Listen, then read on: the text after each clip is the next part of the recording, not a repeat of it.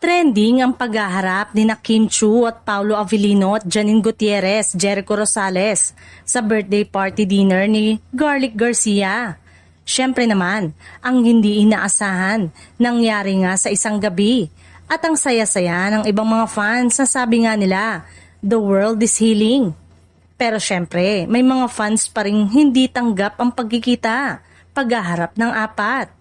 Feeling nila may nagagamit at may gumagamit na ang iba hindi raw kayang patawarin ang panlalait ng iba sa kanilang mga idolo. Kaloka nga naman. Well, sayang naman ang magandang senaryo na yon na nasimula ng maayos pero may mga hindi pa rin kayang palambutin ang kanilang puso.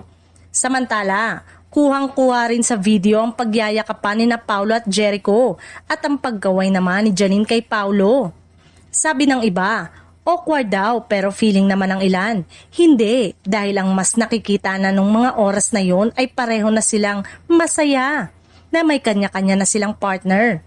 Mas gusto nga ng fans na mag-focus sa relasyon ng Kim Pao na magkasama ang dalawa sa kahit na anong mga private moment. Na hindi na nga napaghiwalay ang dalawa kaya again, sa halip na ituon ang atensyon nila sa pagtatagpo ng Kim Pao at Ekunin, mas bet nilang kiligin na lang dahil magkasama nga ang Kim Pao sa isang very private dinner.